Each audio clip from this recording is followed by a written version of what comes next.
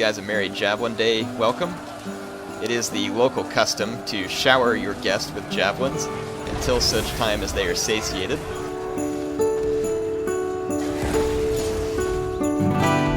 Welcome them. Happy Javelin Day.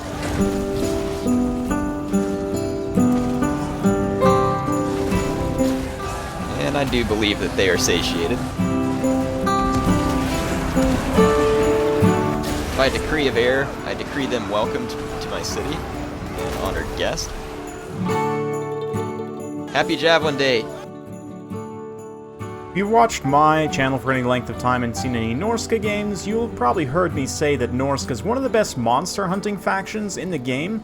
They have some of the best tools for taking down monsters, and one of those is this unit right here. Marauder Hunters with javelins, massive anti-large, just massive missile damage overall. Not too long in range, only 90 range. Okay melee stats, actually decent melee combatant, as it says here. 26 attack, 22 defense, 28 weapon strength, but really, it's all about these javelins here. 15 bonus versus large, 7 armor piercing, 18 base missile damage, so just the overall missile damage being very high, plus 15 bonus versus large, means they hit very hard, even against armored large targets, but especially unarmored large targets. Here against the Tomb Kings, they are likely to run into some armor. Let's take a look at the rest of the builds here. Throg leading the way. Throg got some small changes in some of the ability standardization. Frostbite's now 35%, but given that Poison was nerfed, it's almost like Frostbite was indirectly buffed because it's now the most sort of impactful speed debuff. It was more impactful before, certainly, but now it's, you know, that much more unique. We've also got a couple of Familiar Warriors here, Brutes of the Hounds, some Marauder Infantry, Norscan Warhounds, Horsemen as well. On the Tomb King side, Goblin Horseman, we've got the Necropolis Knights with Halberds, Kemrian War Sphinx, Arkan the Black here, one who shot the Great Bow, plenty of skeletons. No chariots.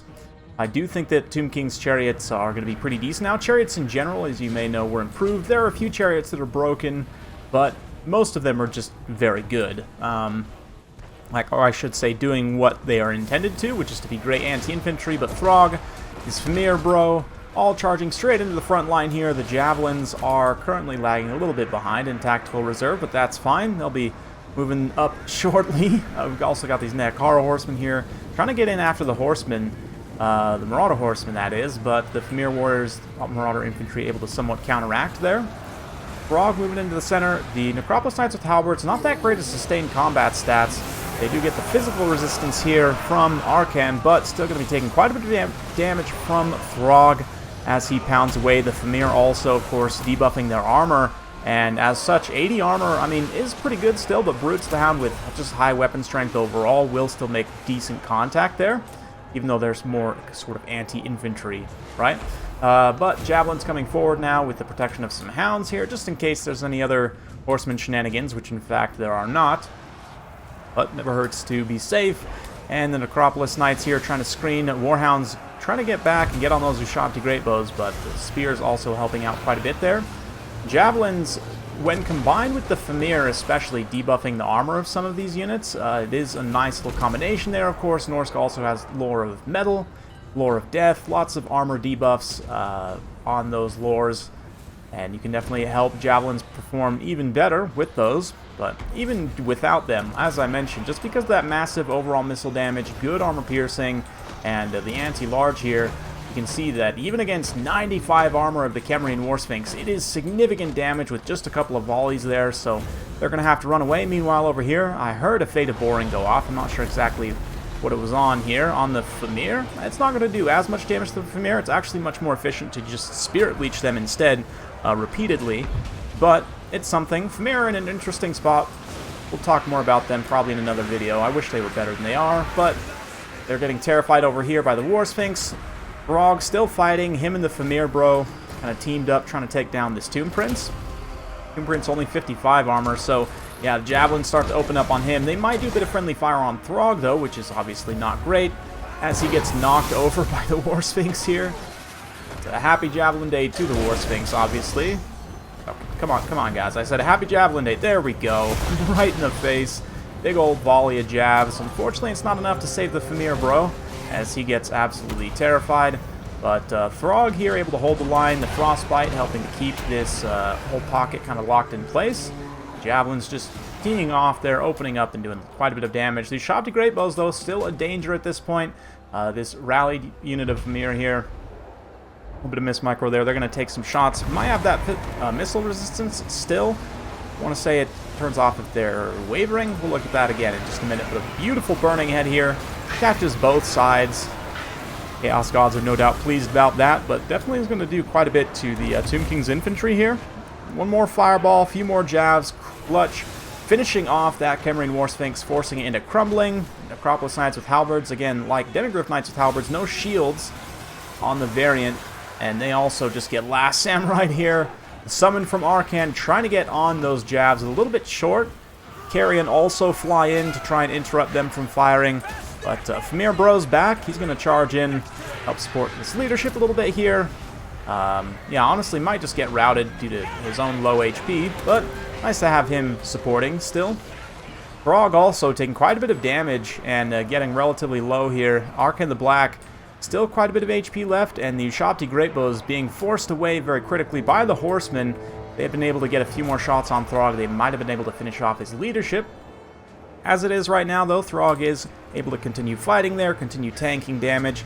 It is kind of a timer, though. I mean, these horsemen aren't going to beat the Ushabti Greatbows in melee, so more or less, can Throg do enough damage in the meantime, try and thin out the rest of these units, or even better, make his own way back here and start to pummel the Fimir directly, the Ushabti directly in the face.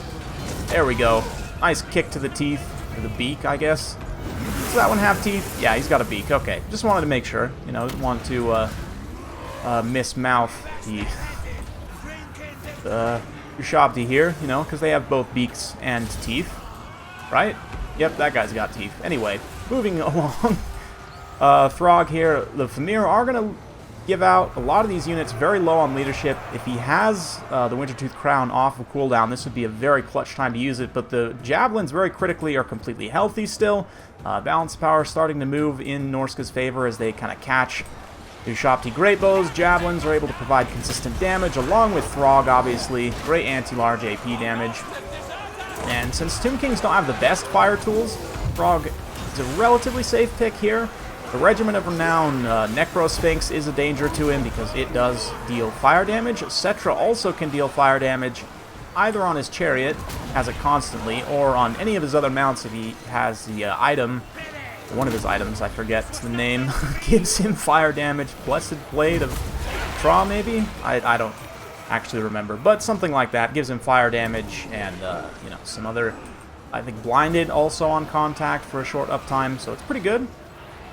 Throg himself is very low on leadership, but the Javelins, man, Javelins still quite a bit of ammo left, and again, decent combat stats.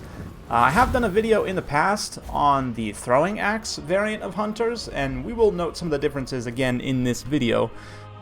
But really good stuff, honestly. Great game from Stormrunner. Nice to show Norscan victory. Norsca's in a rough place right now from a campaign standpoint. They're still pretty good in multiplayer. This is one of their matchups historically that has been one of the better ones for Norsca, and I think that's broadly still the case. The chariot change, I need to test Norsca's chariots. Potentially it helped them somewhat as well, but I have been seeing, especially Ice Power recently, using the Tomb King's chariots to very good effect, especially against light infantry factions, which Norsca absolutely is.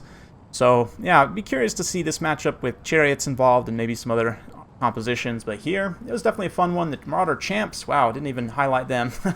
Not Marauder Infantry, straight up Champs in the front line do pay for themselves, just grind through all the Tomb King's infantry. Actually really like the Shielded Champs in a number of matchups. Also, Brutes of the Hound, very effective, do pay for themselves as well. Both of the Javelins, I mean, I guess one of them pays for itself, one of them doesn't quite, but if you add them together, I think that's good. We'll math it out here in just a second. Goblin Horseman also doing their work. The Warhounds, a little bit tough to use against Tomb Kings just because their leadership is so low, but they can be effective at least in disruption. Don't necessarily need them for chasing routing units, but Fimir, not amazing. They're just kind of here. On the Tomb King side, Arcan definitely did a great job, and the Ushabti Greatbows probably, yeah, paid for themselves. Didn't quite get enough work done. Necropolis Knights also, same thing, like pretty good value, but not quite enough. Same thing with the War Sphinx. The only one of these three that paid for itself, obviously, the Ushabti Greatbows, but they could have done even more if they'd been able to fire for longer. Carrion, a great unit overall. The Necropolis Horseman, also a great unit, but had a little bit of a tough time here. Tomb Guard I generally wouldn't take against Norsca, just because they don't really trade well with Berserkers, or any of the... I mean, they trade well with the lower tier Marauder infantry, certainly, but like Berserkers and Champs will outclass them, and Burning Head's also very common in this matchup. So, I probably wouldn't take Tomb Guard, maybe just go with more numbers here. Hard to say. Let me know what you guys think. But, regardless, let's go ahead and finish up with Javelin Hunters. So, it's interesting, you know, because the range is quite a bit shorter, given that they have, like, throwing weapons, right? So it's hard to compare them to a lot of other ranged units directly. Dwarfs also have throwing axe infantry, which is, again, much more comparable to the throwing axe hunters, right? With your rangers with great weapons here. And so we'll maybe just even start with this internal comparison here. The hunters with axes do actually have 10 more melee attack, which is significant.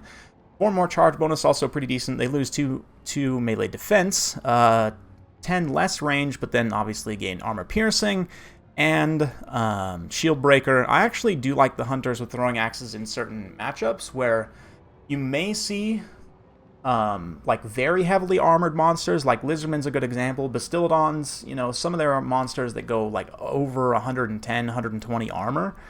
Really better to have the armor piercing damage than the NT large, I think, at that point. Also, you know, you can get rid of Saurus missile block chance and wreck them as well.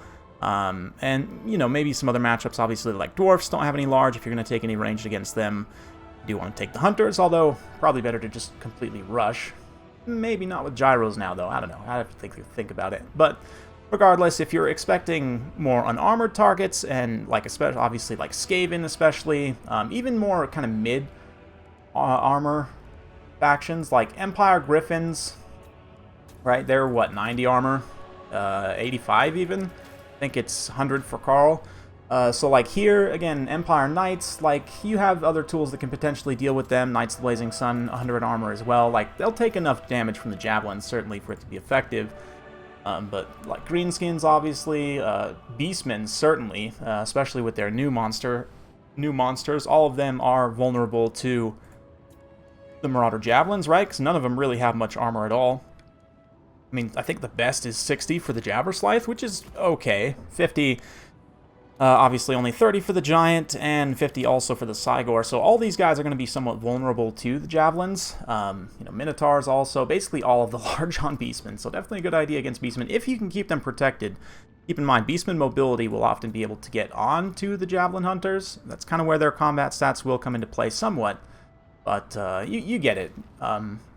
Very heavily armored factions. Tomb King's also kind of right on the border. Like, you might think very heavily armored, but in fact, none of their constructs have over 100 armor. So really, in my mind, the throwing axes are sort of specialized for Lizardmen are probably the best use for them. Dwarfs also. But most other factions, I would say you're better off to take the Javelins. Let me know what you guys think down in the comments below, though. Again, in terms of range, only 90 range means they can get outshot by just about any archer unit. A lot of other units can outtrade them at range, but their DPS is par none. I think it's one of the highest DPS of, like, a standard missile infantry, right? Like, I'm trying to think.